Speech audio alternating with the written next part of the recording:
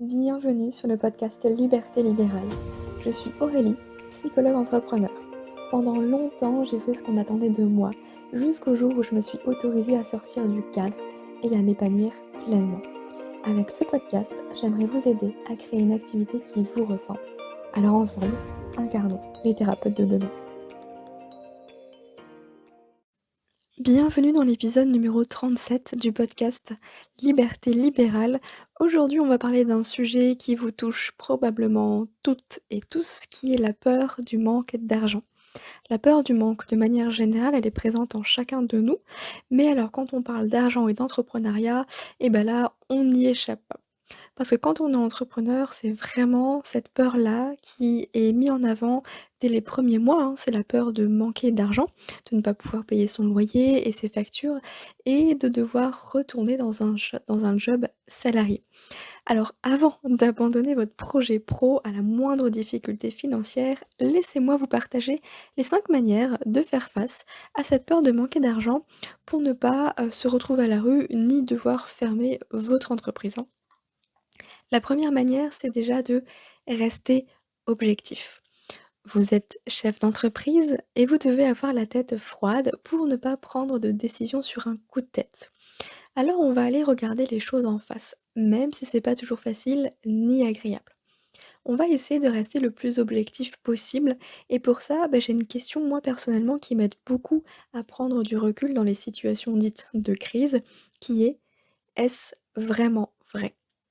Parce que si vous êtes comme moi, et ben, vous avez tendance à imaginer le pire du pire, dès qu'il y a rien qui se passe comme prévu.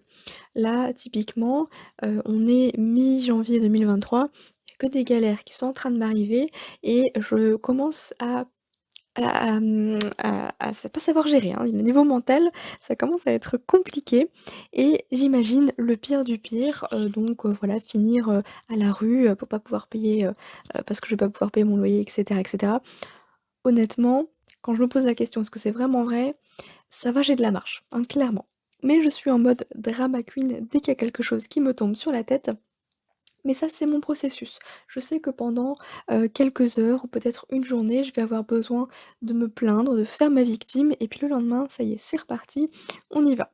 Donc il y a pas de souci, accordez-vous ce moment où vous avez besoin de déverser toute votre colère, tristesse, incompréhension, déception et cetera et après reprenez votre rôle de chef d'entreprise et regardez les faits avec objectivité. Ça demande de faire un pas de côté, de prendre un peu de recul ou simplement de vous demander: «Tiens, si cette situation, elle était en train d'arriver à un ami, qu'est-ce que je lui dirais?» Parce qu'on est souvent de bons conseils pour les autres, mais alors quand ça nous arrive à nous, on a l'impression que c'est la fin du monde, qu'on va jamais y arriver, que ça va jamais se résoudre, hein. C'est faux, OK? Donc vraiment, je vous rassure, c'est normal. Votre cerveau, il fait juste son job, il anticipe pour éviter le pire. Le problème, c'est qu'en imaginant le pire, on ressent les émotions associées à ce qui pourrait se passer de pire, alors qu'on a encore, hein, un toit sur la tête et un compte en banque rempli. En tout cas, pas à zéro. Et résultat, peut-être que votre conjoint, là, il vous retrouve en fin de journée en pleurs, en boule dans votre lit, alors qu'en fait, en soi, là, maintenant, tout de suite, tout va bien. Alors déjà, faites un pas de côté, prenez un peu de recul et juste soufflez. Allez marcher, mettez-vous sous un plaid, regardez une série, bref, déconnectez. Des fois, on a juste besoin de couper un peu, de faire une pause pour mieux y revenir plus tard. C'est OK. On fait pas la politique de l'autruche, on est juste en train de trouver un sas de décompression pour réussir à mettre le mental de côté et à retrouver un semblant, d'objectivité pour ne pas prendre des décisions, qui viendraient, flinguer absolument, tout ce que vous avez mis en place jusqu'à maintenant. OK? Et bien sûr, je parle d'expérience, donc je grossis volontairement le trait, hein, pour vous faire comprendre, le ridicule de la situation, mais sans aucun jugement de ma part du tout, parce que je suis la première en mode drama queen, OK? Donc y a pas de souci. La peur du manque d'argent, c'est probablement la pire sensation, hein, pour un entrepreneur. Puisqu'on va pas se mentir, on vit dans une société où on a besoin d'argent pour vivre. C'est le moyen d'échange. Alors la première chose à faire quand vous avez l'impression que le ciel vous tombe sur la tête, c'est de sortir de l'activité mentale de votre cerveau, celui qui vous fait vivre le scénario catastrophe du futur comme si c'était en train d'arriver là maintenant, tout de suite à la seconde précise. Alors, on fait un pas de côté et on observe les faits pour pouvoir prendre des décisions adaptées. Je sais, c'est plus facile à dire qu'à faire, mais je vous assure qu'avec de l'entraînement, beh, vous allez y arriver, hein, clairement. La deuxième astuce, la deuxième manière de gérer cette peur du manque, eh bien, c'est tout simplement de mettre en place des filets de sécurité, des choses qui nous rassurent concrètement. Et à cela, j'entends d'anticiper avec une trésorerie. Bah, pour éviter de se retrouver le couteau sous la gorge dès l'instant où vous n'avez pas de rentrée d'argent suffisante, c'est-à-dire, dès l'instant peut-être où vous n'avez pas suffisamment de consultations, vous faites zéro vente de vos programmes en ligne, ou alors tout simplement que vous avez 3 annulations, par semaine et ça vous met dans le rouge, eh bien je vous invite à vous constituer une trésorerie. Vous pouvez mettre l'équivalent de un salaire de côté.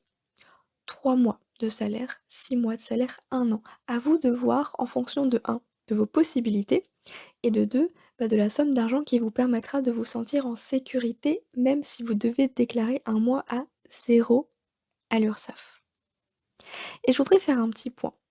On entend partout dans le milieu du développement personnel que l'argent n'apporte pas la sécurité et qu'il faut d'abord se sentir en sécurité pour réussir à attirer l'abondance financière. Mais qu'on se le dise, c'est pas avec un travail sur soi qu'on va payer notre loyer. Alors l'argent, bah, c'est important et ça participe à nos sentiments de sécurité, c'est un fait parce que l'on vit dans une société où la monnaie d'échange, c'est l'argent.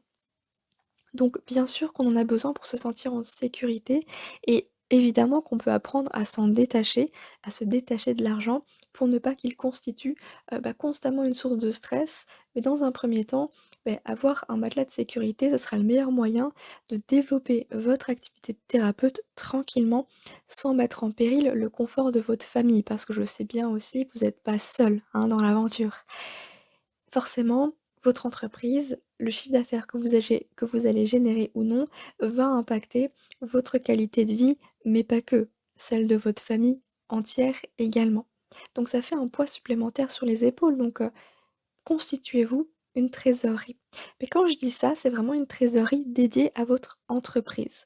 Endossez le rôle de CEO, de chef d'entreprise et c'est en prenant en fait votre entreprise au sérieux dès le début, qu'elle génère d'ailleurs 200 € par mois ou 10 000 € par mois, qu'elle pourra continuer à croître, à se développer et que vous allez pouvoir continuer à faire ce qui vous anime au quotidien. OK?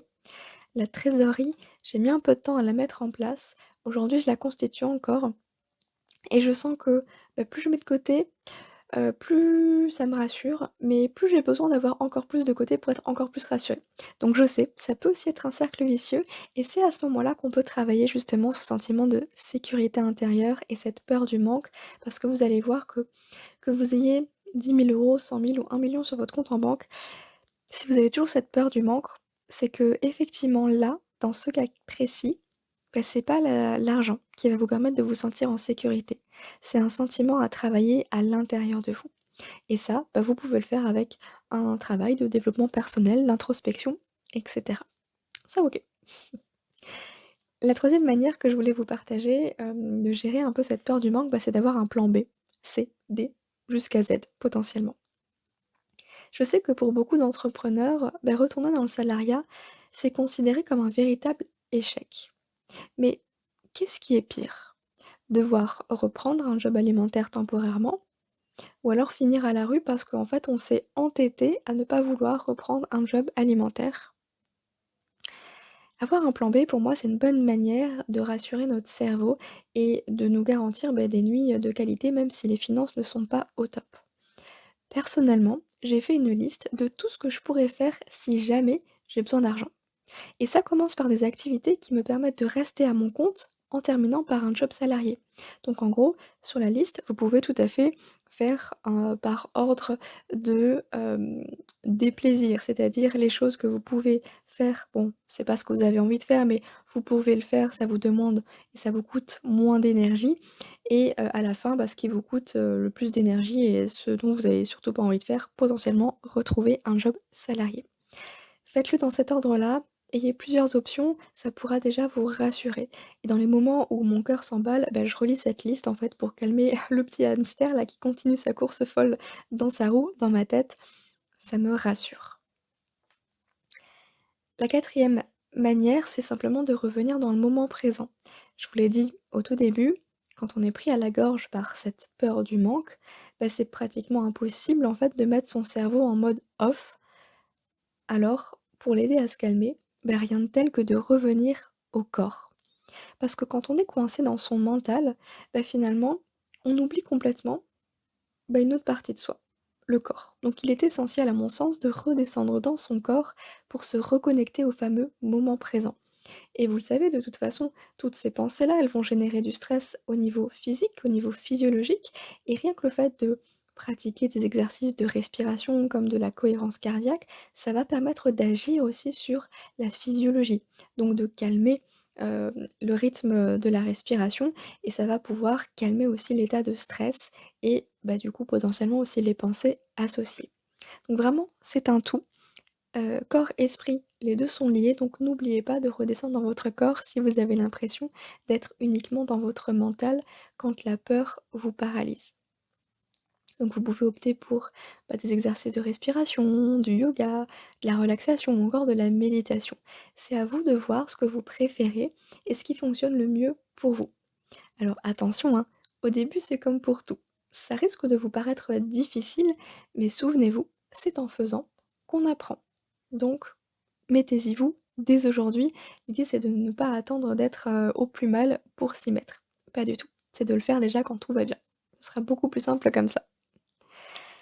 Et enfin, la 5e manière, de travailler sur sa peur du manque, de gérer cette peur du manque d'argent, et ben, c'est de garder confiance. Que vous soyez croyant ou non, je trouve que l'entrepreneuriat, ça demande véritablement d'avoir la foi.